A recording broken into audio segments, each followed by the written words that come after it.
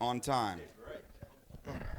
A couple of people mentioned it, but I think we need another round of applause. That thing was phenomenal to come from away, and thank you too for what you did. That was just outstanding. How many went total? I mean, hour and a half. They didn't stop. That was unbelievable. There's no intermission. So anyway, David Downing is with us today with Pokes with a Purpose. He grew up in Birmingham and Oklahoma City. He's a 1976 grad of Putnam City original. Yes, sir. Correct? Yes, sir. Graduated OSU 1980. 43 years in advertising. He formed in 2008 Acrobat Ant, and then sold his share in March 2022, took 2 weeks off as a retirement, joined the board of Pokes with a Purpose in the summer of 2022, and then became the executive director January 1st of 2023. So, you know, he really doesn't have, the subject today is a very boring, not understood subject. So anyway, Dave, come on up, and it's great to have you here. Chris, thank you. I appreciate that, Chris. There we go. Thank you very much. Hey, Kara, I'm really sorry that I'm here and interrupting trivia because, You're going to have more to well, but I'm going to make up for it right now. I'm going to make up for it. I love trivia. I'm an old rock and roller from the day, and so I have a trivia question for the group. One of the very first concerts I saw was probably 1969 or 70. I saw Alice Cooper. Anybody know his real name? Here's your trivia question for the day. Alice Cooper's real name. Nobody? This after your time. Oh, wait a minute. His real name is Vince Furnier, and he's a scratch golfer. Anybody else know that about him? Okay, so there's my trivia for the day, and I apologize for interrupting trivia because I love trivia. Okay, NIL, good Lord, how did this happen? But it happened. I want to go over a little timeline with you, and then I'm going to go through some of the finer points, and then I'm going to try to keep that relatively short so you can barrage me with great questions, of which I probably will not have great answers, but I'll tell you everything I know. So let's talk about the timeline. Go back in time, please. June of 2021, I should say. The Supreme Court of the United States overturned the appeal of the NCAA and basically said that athletes can indeed be compensated for their name, image, and likeness. Interestingly, the next day, the NCAA, I'm sure they didn't know about this, but introduced their interim NIL policy. And that is the policy which we are currently following. They've adjusted it a couple of times since June of 2021. But that's the rules of the land right now, the interim policy of the NCAA. To date, 32 states around the United States have created their own NIL laws, Oklahoma being one of them. And just FYI, the Oklahoma NIL law is very favorable to universities and their athletes. So that started the whole thing. That was the shot that started the land run, right? And then in February of 2022, Pokes with a Purpose was formed by a couple of individuals, Steve and Tracy Rybert, who are, as we most all are here, big OSU fans. And they started the collective in February. And then in May of that year, we got from the IRS, and I understand we may have been the first NIL collective that was actually given 501c3 nonprofit status. So we've had that status since May of 2022. We are a lean, mean, fighting machine. We have 2 full-time employees, me and Ashton Sheik. And we try to keep the overhead as low as possible so that the majority of a donated dollar to Pokes with a Purpose goes to an athlete. And that's what we are trying to do. We're led by a volunteer board of close to 20 individuals, all orange bleeding, fabulous human beings, and we have a very active exec board of 5 people. Ed Ration, some of you may know Ed. He is a fixture around campus. He is our board president. Let me talk quickly about the difference between a collective, which we are, and directive NIL. So a collective, we're formed for the benefit of all sports, all athletes at Oklahoma State. That's our mission, is to enhance the lives of every sport, every athlete in every sport. Contrasting to a directive, which would be what Chris Norris did a couple weeks ago with Ollie and Allen, a direct NIL deal where he contracted directly with those athletes for an appearance at Chris's University Spirit.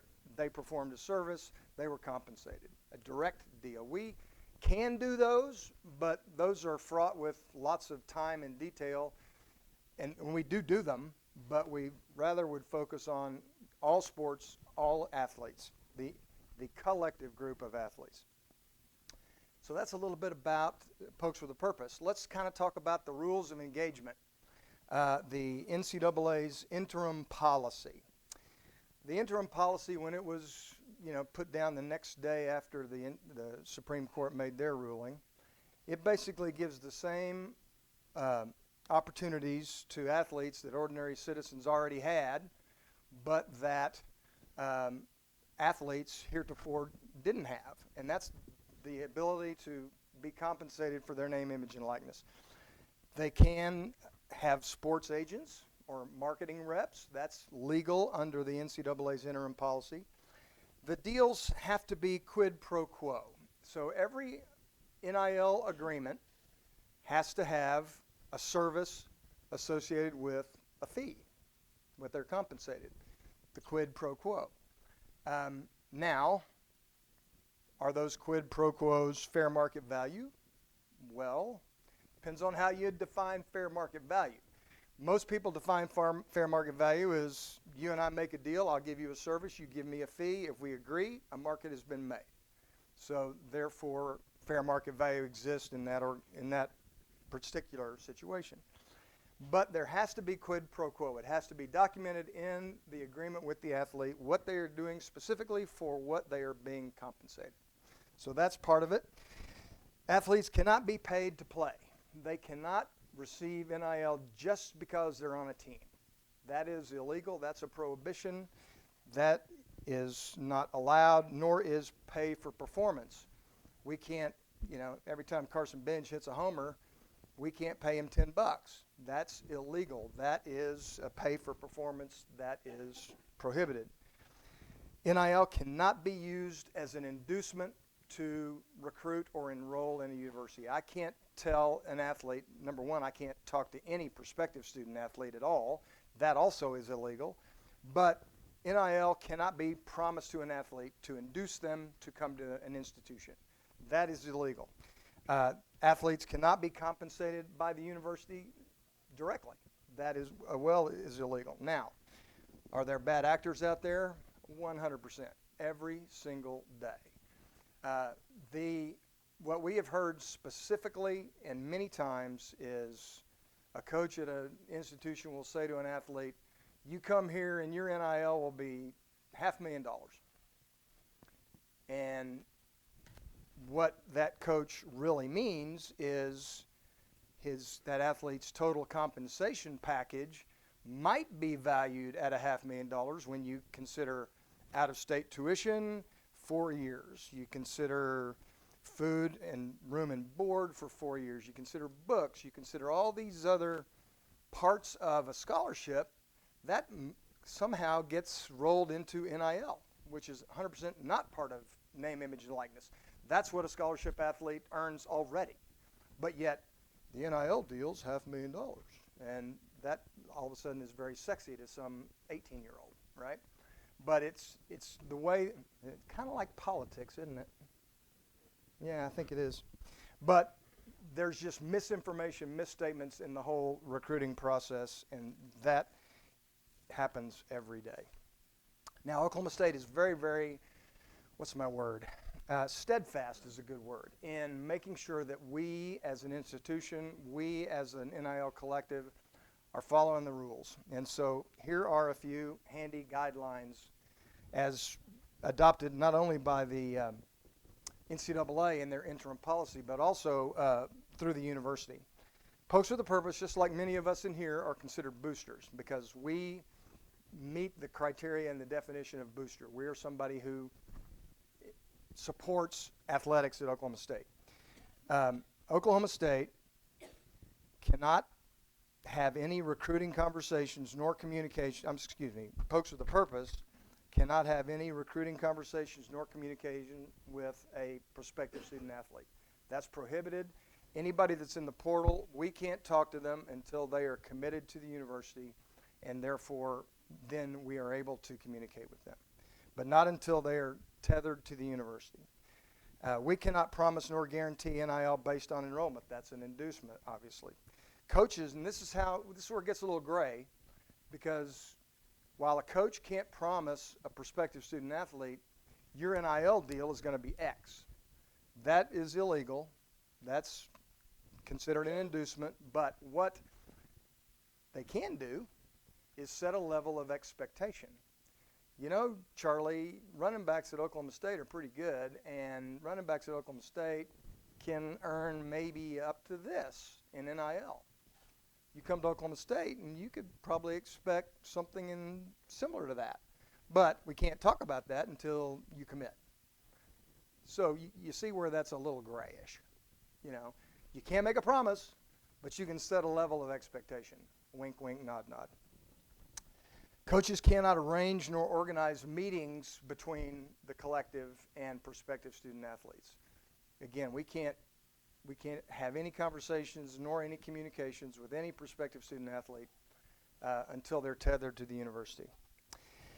Let's talk about guidelines for current athletes. If you're already an athlete at Oklahoma State, we're tethered by these guidelines.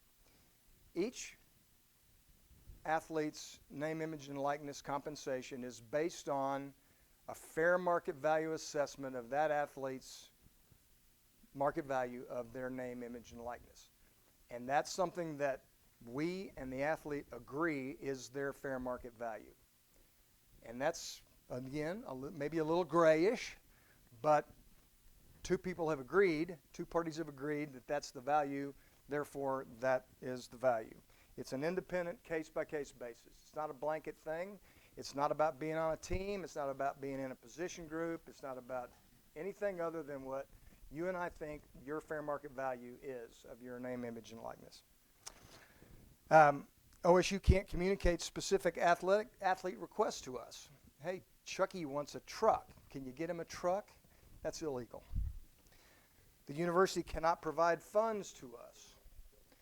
The university cannot provide assets to a donor as an incentive to give us money.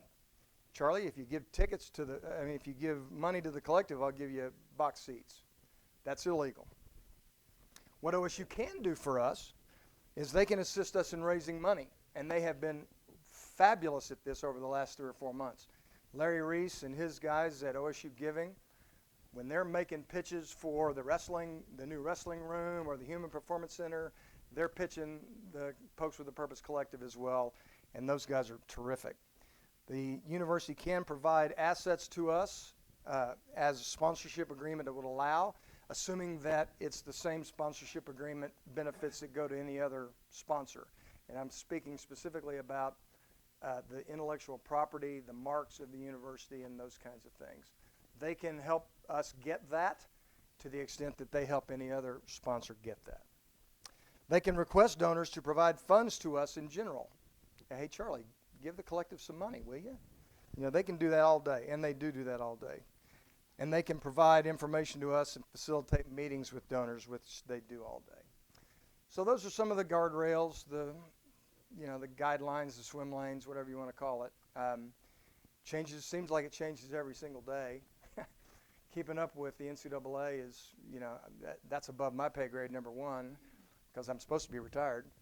And number two, it's just the NCAA basically doesn't have any real teeth anymore.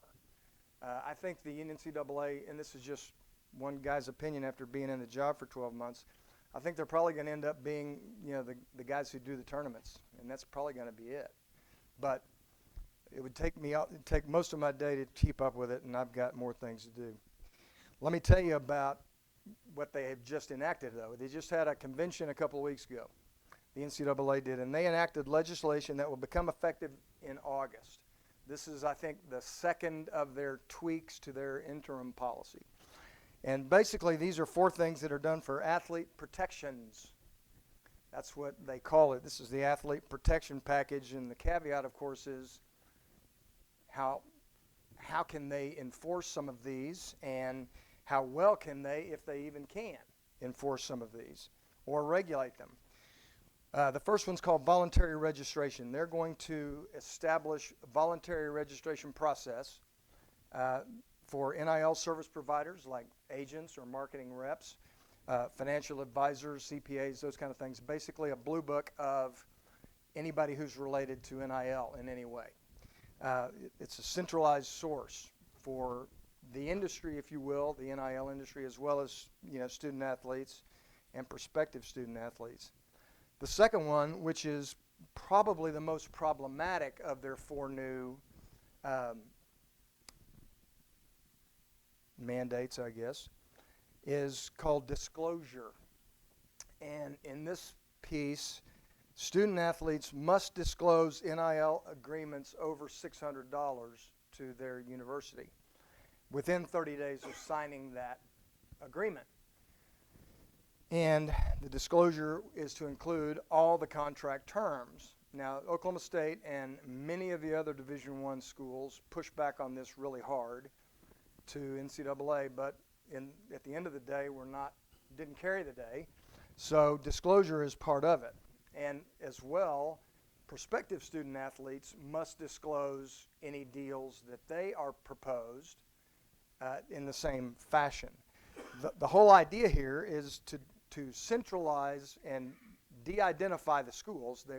Part of this disclosure is just going to be a data dump, and it will not be associated with specific institutions, but it will give some sort of context to what's really going on out there, what's average deal, what's low-end deal, etc.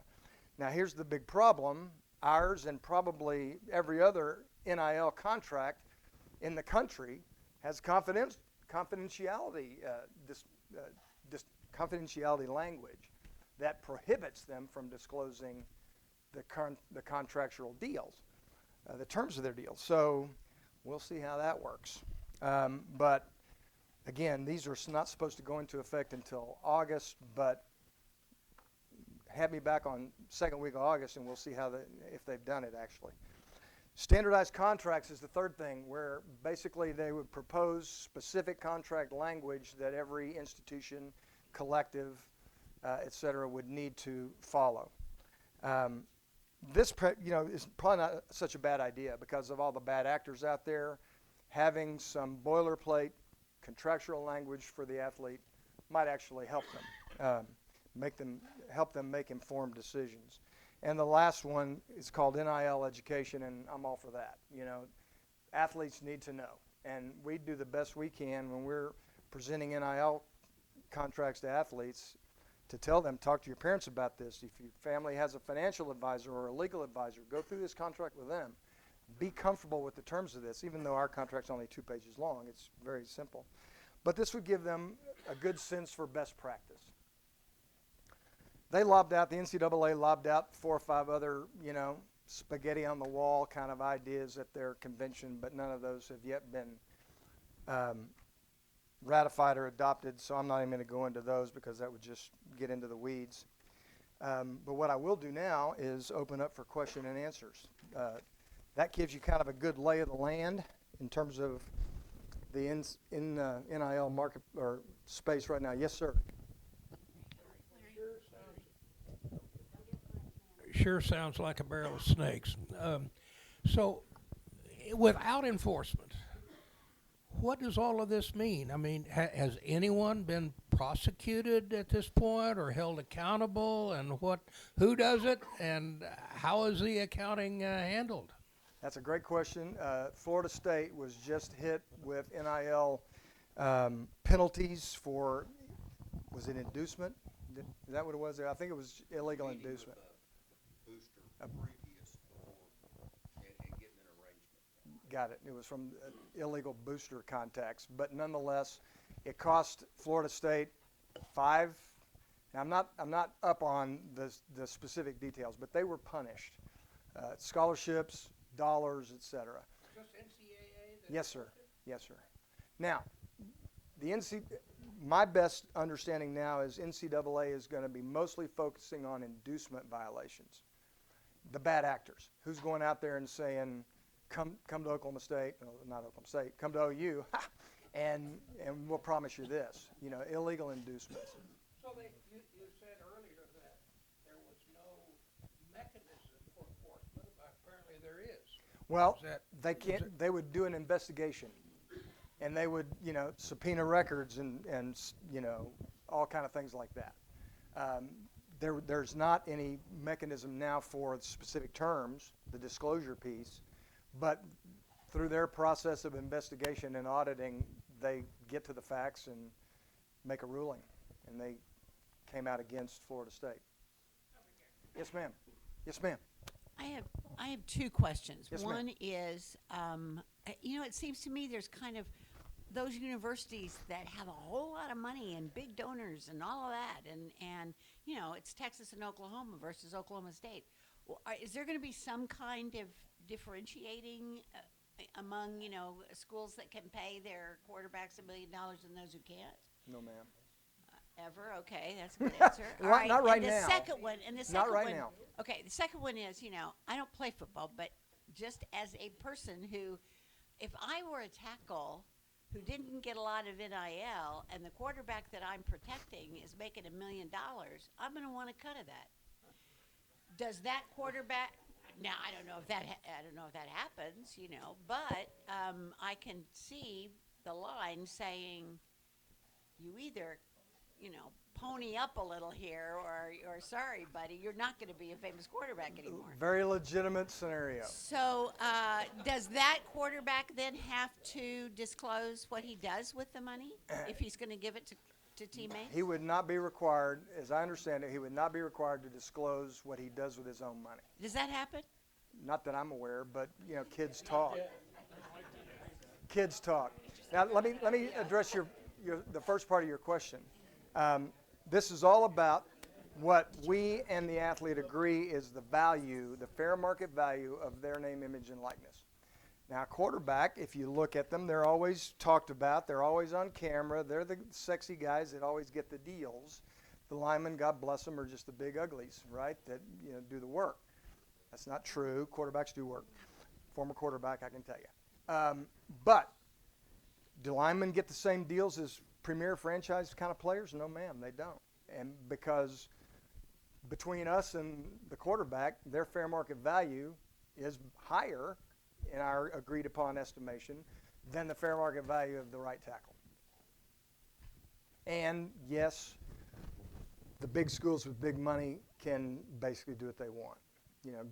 God bless Cowboy fans, because we have done well in our first year and a half of life in terms of being able to fund the athletes that we work with in the sports we work with. You know what? That's a great point, and let me just say a little bit about that. Ollie stayed. God bless us all. But I think he stayed for a number of reasons, and I have not talked to Ollie specifically about this. But looking in, we started winning ball games. After game 4, I bet my poker group that we would not win another ball game. I'll admit it. And I lost. I lost $100.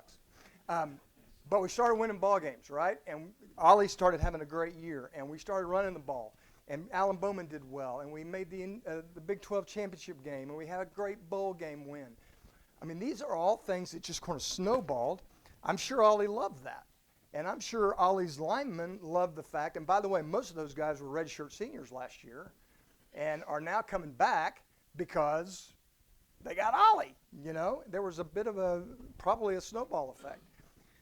I think the NIL money, Ollie could have made far more money somewhere else than what our NIL agreement is with him moving forward.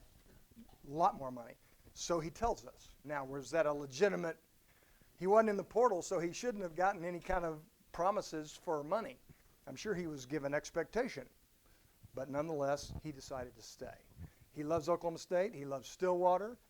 got a girlfriend. I mean, you know, there was a whole lot of things that maybe started with Ollie, but cascaded down different levels that kept our portal basically untouched, really. I mean, we lost a few guys that were good, but not like last year. Great question. Yes, ma'am. One of my favorite aspects of Pokes with a Purpose is the community service expectation Yes, that ma'am. you guys Thank put on the athletes, and we've had lots of student athletes and teams come serve at Our Daily Bread. Can you talk a Oh, little you're bit Our about Daily that? Bread? I am Our Daily I Bread. love this. I know. I'm glad. I've got to talk to you about a few things after. But I hope I didn't yeah. screw up. Would you tell everybody though that might Yes, not know thank you. about the community service Thank you. expectation? That's a great question. Yeah, she be getting fined for a shameless plug, I guess. Is that what? You did bring it up first, so pardon? I'll pardon. Okay, I'll pay $10. We were formed with the basic intention and manifestation to serve other nonprofits, and where we can, we do that. And with football, we've done a fairly good job with that. Women's basketball helps Our Daily Bread a lot. They have softball. Oh. Would you like to be on the board? That's by design, by mission. You know, that's what we try to do. We try to have the athletes do meaningful service work for their compensation. We also have them do promotion, marketing work, make appearances individually, those or as groups, those kind of things. We try to bring them other NIL opportunities as we can. But generally speaking, that's what we try to do. Every month we try to match a charitable organization with one of our sport groups, one of our athlete groups, and to do a meaningful service thing. I got a Yes. Sorry. I'm going to preface this with I work at the OSU Foundation. You can find me for that because I feel like it's important to the question I'm about to ask you. Excellent. I get this question a lot from donors. Unlike my colleagues in athletics who do a fabulous job in raising money for athletics, I work on the academic and student support side. All the time, donors ask me, are we worried that NIL is going to take away from the broader university, from the broader campus? Because those donors with the capacity to make seven-figure gifts 4 times over are now going to be giving to NIL. Very excellent question. If you look at the amount of money that the collective has raised versus what's on hand in the foundation, we're not much. But NIL's only been a thing for... True that. My answer is no, but let's look at the macro here. You know, the dollars available to give is probably a finite pie or sort of finite, but yet the number of hands that are trying to get into the pie are more now. You know, we're competing with, and I don't want to say competing, but a donor is being asked to give money to the collective. A donor is asked to give money to the wrestling facility or Alston, you know, the Star Fund or the Human Performance Center. And, you know, they're being asked by disparate, different groups, right? But they probably aren't going to give any more than they're used to giving. I don't see it as a competition. It's another hand in the pie. And do I think it's going to disrupt or curtail the flow to the foundation? Not in an appreciable way, just based on the money we've raised so far. We've got maybe 1,000 different donors, but maybe only 100 that have given more than $5,000, you know, and only a couple that have given 5 and 6 figures. So I don't think so.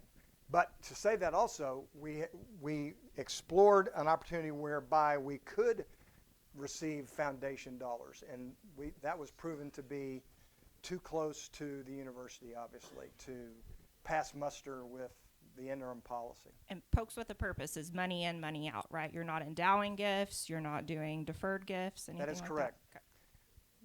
Okay. 85-ish% of every dollar goes back to an athlete. We try to keep our overhead as low as possible so that the majority of the dollar goes to an athlete. And dollars in, dollars out, more dollars out so far than dollars in. Yes, sir. Within the collective, are the majority of your donors earmarking it, like saying, hey, I want this money to go to wrestling, or how do you guys disperse it once you have it? Great question. Excellent question. Donors have the opportunity to donate to a specific sport, donate to the collective as a whole. even donate to a specific, in the name of a specific athlete. So far, those specific athlete dollars have not yet exceeded the amount of money that athlete would already be getting in NIL, so that hasn't been an issue. But absolutely yes. In fact, each sport has its own little kitty. You know, wrestling has this many dollars that have been donated specifically for wrestling, and we've paid out these wrestlers these amounts of money, so the balance in the wrestling kitty is that. And that's communicated to every coach whenever they ask for it. And that's their available funds, if you will. And then together we identify maybe needs within within that sport. We talk to those athletes. We create a contract with the athlete, and that's how the money's distributed. Yes, sir. Speak, please, about Pokes with a Purpose and Brand Squad, how they work together, what they do differently. Mackenzie Janish is a rock star, people. I'm telling you what, this woman is fabulous. The Brand Squad was started by Dr. Mary Beth Kuzmeski. Is she a member of your club? She's spoken. She's spoken before. She's a rock star, too. Dr. Mary Beth has a consulting business as well as she's a professor here in the marketing department. She started the Brand Squad as a way to help athletes clean up and manage their social media, basically make them more marketable to brands, advertisers, what have you. And she's created a really excellent group in Brand Squad. Over 100 members. These are top of the tier business students. Last semester, Mackenzie was president of the Brand Squad. We're working with the Brand Squad to help with our own social media efforts. We've asked the Brand Squad, and they've been very helpful in helping us get our messages out for Pokes with a Purpose. And we intend to make that relationship more and more intricate and more involved in the days to come. It's a group of, like I said, over 100 people that are top drawer, that are aggressive, that are smart. They're just terrific. Yes, sir. Two questions. One of them, it's my program. You mentioned tethered to the university. Are we talking committed or signed? I believe the answer is signed. Okay. Second one, give us a hypothetical situation of how we sign an offensive center and where you guys come in and what that payment schedule is. Not how much, but what is that schedule? Because I know in a previous conversation you and I had, you were not giving out monies during the portal period. Is that still the case? The answer is well, I didn't mean to put you. I thought it was a really No. good answer when This- you gave it to us this is because we got hypothetical burned answer. before. a fall contract with an athlete would have been an August through December contract. However, the December payment was deferred until after That's the what portal. I'm hoping. Okay. This was done this fall because last fall, when we had the mass exodus, we also had a mass exodus of money. Money. Right. We had made December payments to athletes who then thought, I'm going in the portal. And they went into the portal and they took our money with them. Fool me once. So Well, I think it's important that we know that you're not getting fooled again on that. And but the thing, really, what I'm trying to get at is this offensive center. We've signed him. yeah, let me tell you about that. How does he? Where does that go from there with Pokes with a Purpose? That's a great question because we tend to follow the rules. We follow the rules. We don't talk to that kid until he's on campus, right? When he's on campus, we talk about what his expectations are. And we agree. Or does he go to you? Either. Okay. Either. I assume you have a meeting with the football team. Individuals. Individual. Yes, sir. Okay. We meet individually because every contract is unique and every contract's different. So that center, once he becomes enrolled or on campus, we then start discussions with him. Okay, Charlie, we think your NIL value in the fair market might be X. Well, I don't know, I think I'm worth X, and I was kind of expecting X times 3. Well, we don't think that's quite realistic. So we agree on what their fair market value NIL would be. and then we basically decide the terms of the contract. Okay, your fall contracts are generally August, September, October, November, December. And we'll take your fall amount and we'll make a payment schedule. That's part of every contract that we sign with every athlete is a payment schedule. And to date, we have paid every athlete every month, every dollar owed to them. He's not paid the December payment till January. That's what we did in the fall. That's what we did in the fall, and that affected, actually we saved a little money because we had 5 or 6 guys, albeit not big NIL value guys like we had year before, but we had some guys that saved us a few bucks, right? Not the 75 grand that walked out the door last December. Not near it. But that's how we do it. Very good. Thank you. Okay, is that all? Thank you very much. David, our